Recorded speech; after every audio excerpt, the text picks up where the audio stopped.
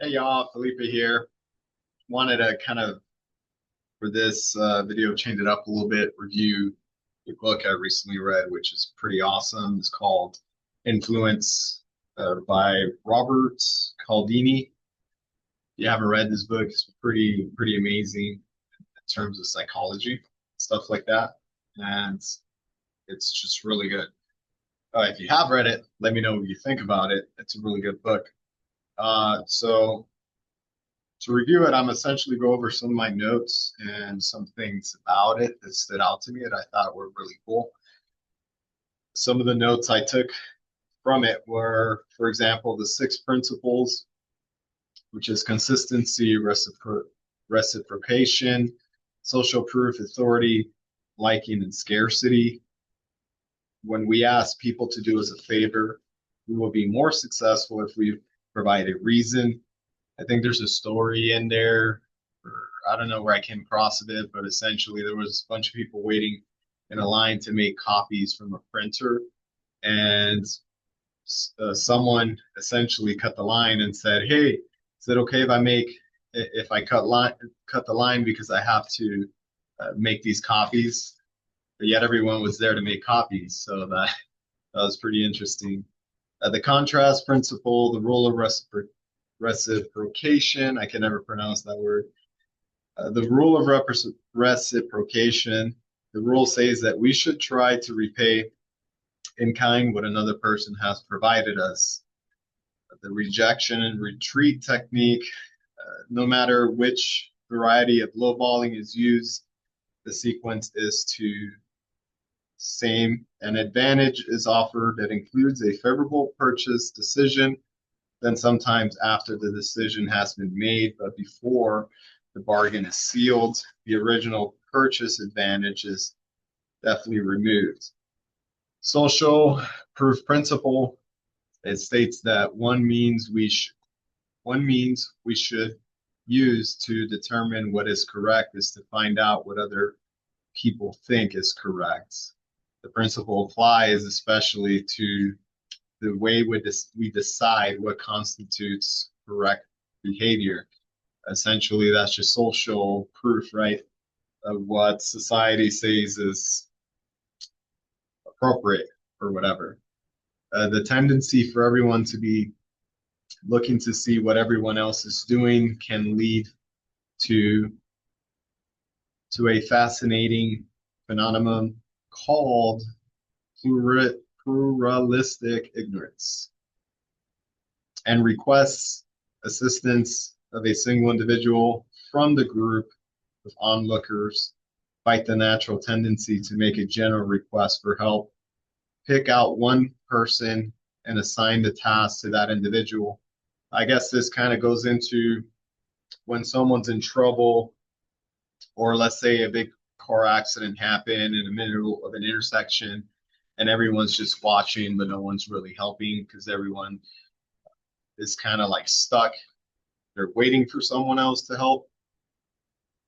So the person that's in trouble, if they point someone out and request for their help, they're more likely to get help than just sit around and wait for someone in the group to decide to help them out.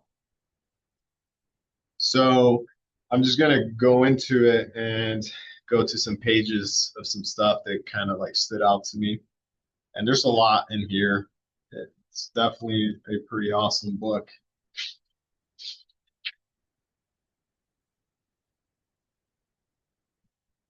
Okay, so this is in page 42.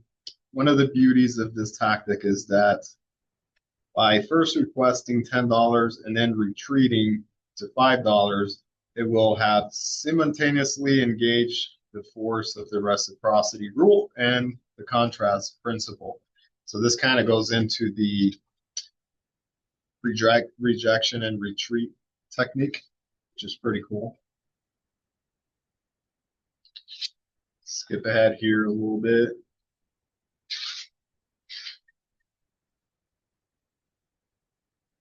One final tip before you get started, set a goal and write it down. Whatever the goal, the important thing is that you set it. So you've got something for which to aim and that you write it down. There's something magical about writing things down.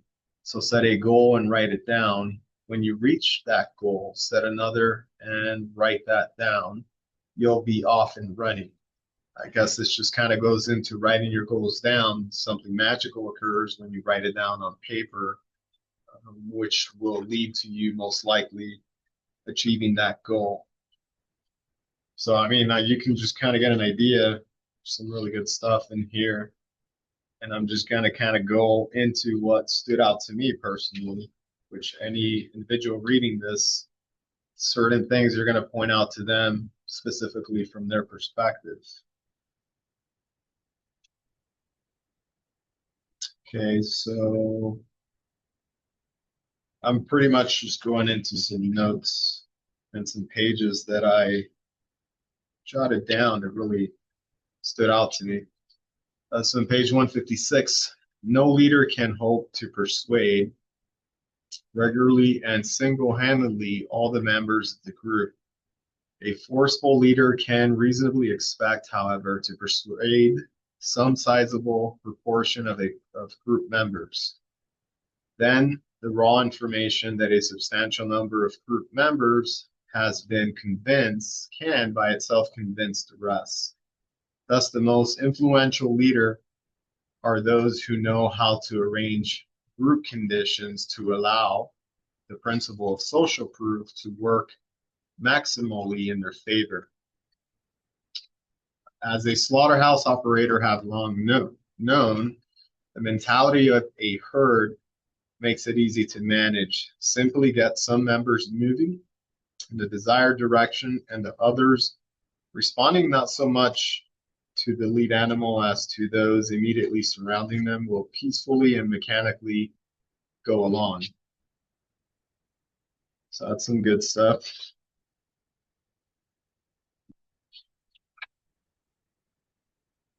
Okay. In addition to the times when social evidence is deliberately faked, there is another time when the principle of social proof will regularly steer us wrong. In such an instance, an innocent natural error will produce snowballing social proof that pushes us to the incorrect decision. The pluralist ignorance phenomenon, in which everyone at an emergency sees no cause for alarm, is one example of this process. That's kind of what I was going into in the car accident. A large group of people might maybe get around and no one does anything because they're waiting for someone to take the lead, and it may be that no one ever does.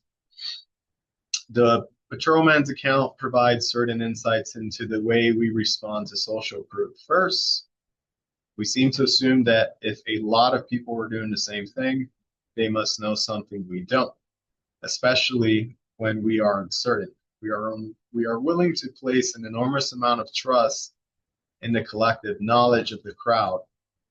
Second, quite frequently, the crowd is mistaken because they are not acting on the basis of any superior information, but reacting themselves to the principle of social proof. Okay.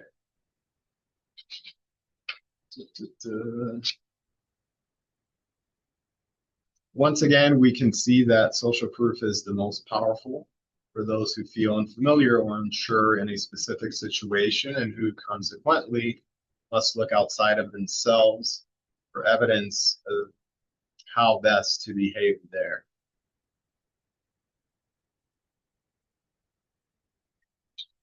Let's skip ahead here.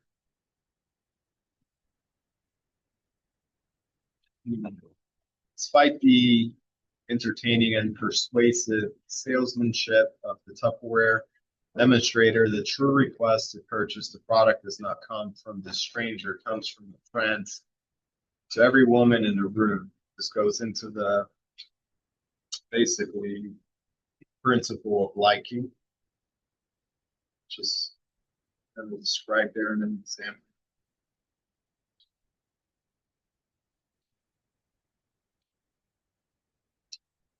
For all his success, the formula he employed was surprisingly simple. consisted of offering people just two things: a fair price and someone they liked to buy from, and that's it. He claimed in an interview finding the salesman they like plus the price, put them both together, and you get a deal. This goes into basically Joe Hira, who was a like a top car salesperson in Detroit some time ago. Although it is generally acknowledged that good-looking people have an advantage in social interactions, recent findings indicate that we may have solely underestimated the size and reach of that advantage. A halo effect occurs when one positive characteristic of a person dominates the way the person is viewed by others. And the evidence is now clear. The physical attractiveness is often such a characteristic.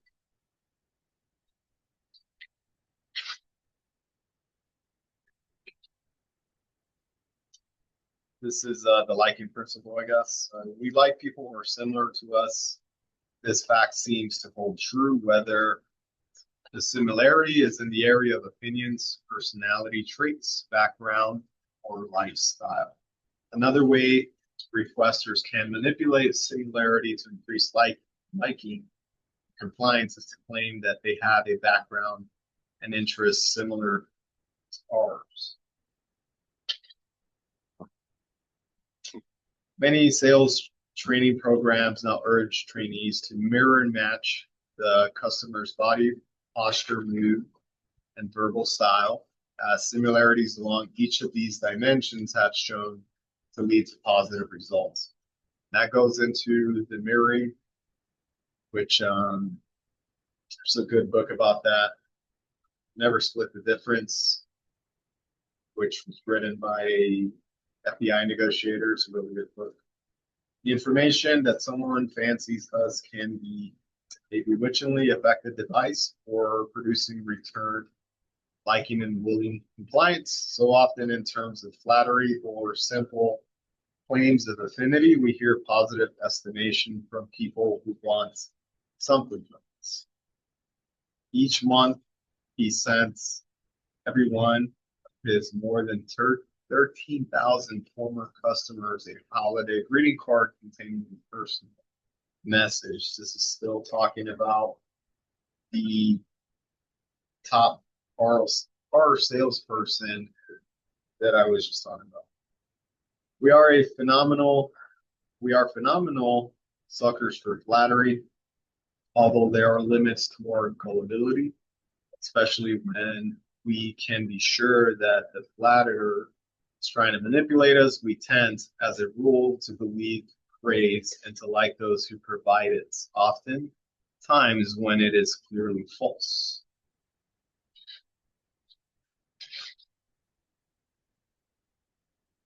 Okay, the principle of association is a general one governing both negative and positive connections. An innocent association with either bad things or good things will influence how people feel about us.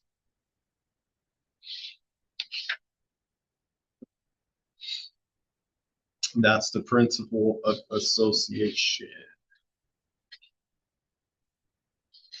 So you can kind of see there's some really good stuff in here in this book. Okay. This goes into the Milgram study. Professor or scientist that essentially would have a group of people come in for a test, and he would have them like shock someone in the room, and they wouldn't really get shocked, but the person participating didn't know that every time they would press the button, the person in the room wasn't actually getting shocked. So the person in the room was an actor.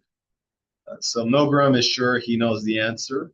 It has to do, he says, with a deep-seated sense of duty to authority within us all. According to Milgram, The real culprit in the experiments was the subject's inability to defy the wishes of the boss of the study, the lab-coated researcher who urged and, if need be, directed the subjects to perform their duties despite the emotional and physical mayhem they were causing to the actor in the scenario. So this goes into like the I can't recall what it's called, authority principle or something like that, where we're more likely to listen to people that are authority figures. As an adult, the same benefit persists for the same reasons, though the authority figures now appear as employers, judges, and government leaders because their positions speak of superiority, or their positions speak of superior access to information and power. It makes great sense to comply with the wishes of properly constituted authorities. It makes so much sense, in fact, that we often do so when it makes no sense at all. This paradox is, of course, the same one that attends all major weapons of influence. And in this instance, once we realize the obedience to authority is mostly rewarding, it is easy to allow ourselves the convenience of automatic obedience. The simultaneous blessing and bane of such blind obedience is its mechanical character. We don't have to think, therefore we don't. Although such mindless obedience lead us to appropriate action, in the great majority of cases, there will be conspicuous expectations because we are reacting rather than thinking. So that's interesting stuff there. And then it goes into like a funny example where essentially it says this. Take, for example, the strange case of the rectal earache reported by Cohen and Davis. A physician ordered eardrops to be administered to the right ear of a patient suffering pain and infection there. But instead of writing out completely the location right ear on the prescription, the doctor abbreviated it so that the instructions read place in our ear. Upon receiving the prescription, the duty nurse promptly put the required number of eardrops in the patient's anus. That's kind of ridiculous. And that just goes into the fact that the nurse thought that the abbreviated R might have standed for rectum or something like that. That's pretty crazy. For the first time I saw it, the most intriguing feature for me in the Robert Young Sanka commercial was his ability to use the influence of the authority principle without ever providing a real authority. The appearance of authority was enough. This tells us something important about unthinking reactions to authority figures. When in a click whir mode, this is kind of like how the author refers to just automatic pilot in the brain. We are often as vulnerable to the symbols of authority as to the substance.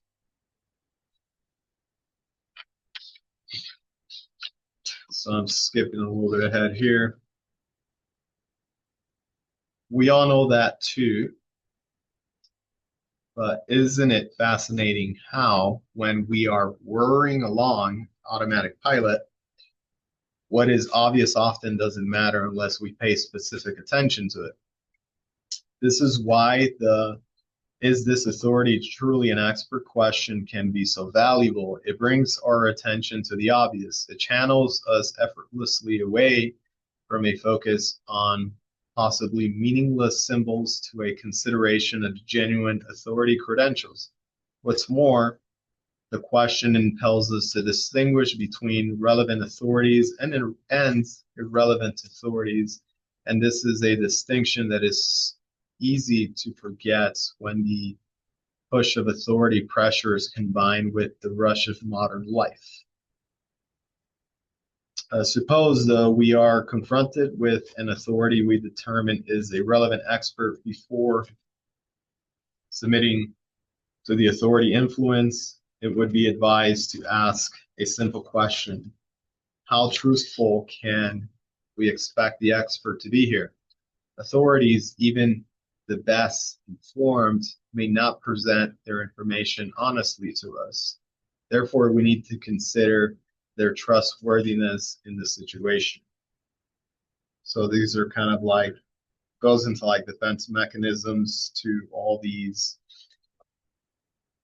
principles, pretty much. Since that encounter with the scarcity principle, that opportunities that opportunity seems more valuable to us when their availability is limited. I have begun to notice its influence over a whole range of my actions. For instance, I routinely will interrupt an interesting face-to-face conversation to answer the ring of an unknown caller. In such a situation, the caller has a compelling feature that my face-to-face partner does not: potential unavailability. If I don't take the call, I might miss it and the information it carries for good. The idea of potential loss plays a large role in human decision making. In fact, people seem to be more motivated by the thought of losing something than by the thought of gaining something of equal value. As a rule, if it's rare or becoming rare, it is more valuable. Imperfectionists that would otherwise make for rubbish make for prize possessions when they bring along a abiding scarcity. So this is the scarcity principle, pretty much.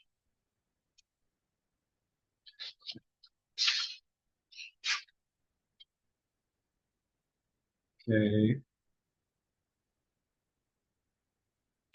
So skipping a bit ahead over here.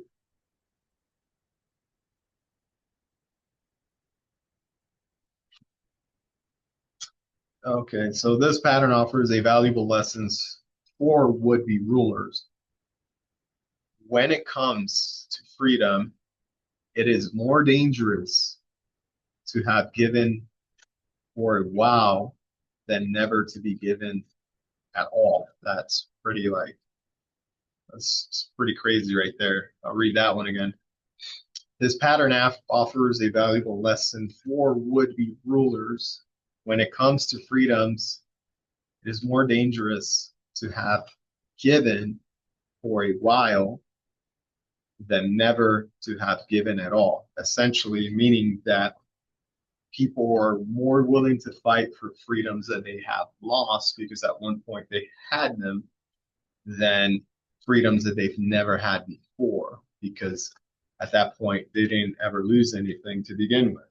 So that's pretty powerful stuff right there. From the vantage point of either discipline, they could have learned an invariant lesson. Freedom once granted will not be relinquished without a fight, which is kind of what I was mentioning there a second ago. Not only do we want to share, not only do we want the same items more when it is scarce, we want it most when we are in competition for it.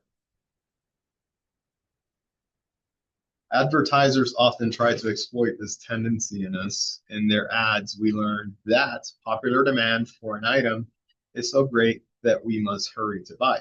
Or we see a crowd pressing against the doors of a store before the start of a sale, or we watch a flock of hands quickly deplete a supermarket shelf of a product.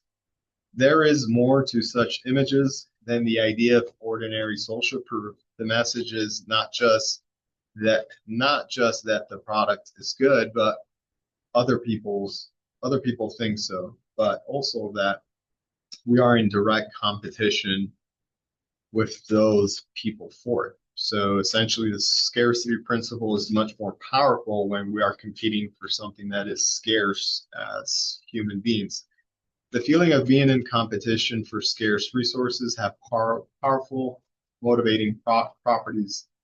The ardor of an indifferent lover surges with the appearance of a rival.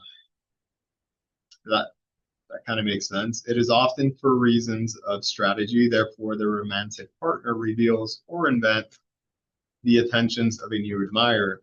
Salespeople are taught to play the same game with indecisive customers. For example, a realtor who is trying to sell a house to a fence sitting prospect will sometimes call the prospect with news of another potential buyer who has seen the house, liked it, and is scheduled to return the following day to talk about terms. When wholly fabricated, the new bidder is commonly described as an outsider with plenty of money. An out of states investor buying for tax purposes, and a physician and his wife moving into town are the favorites. The tactic, called in some circles goosing them off the fence, can work devastatingly well. The thought of losing out to a rival frequently turns a buyer from hesitant to zealous.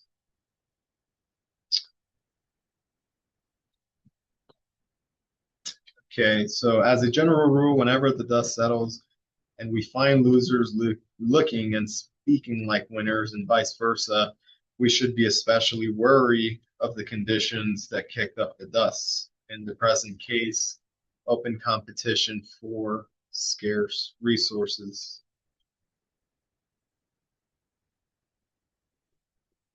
So that's just like a brief review of some things that stood out to me personally. It's a really good book. It's called Influence by Robert Cialdini. I mean, a lot of well-known people, super intelligent people, pretty much point out this book. I think Charlie Munger mentions, rest in peace, Charlie Munger, that he read it like twice because it stood out so much to him in terms of the human psychology behind it and the studies that goes into it. So it's really, really, really good. If you guys haven't read it, I definitely recommend this book. It's amazing. And if you have, let me know what you personally think about it, and what are your thoughts, what stood out to you about it, and so forth. All right, so I'll see ya on the next one. Have a good one.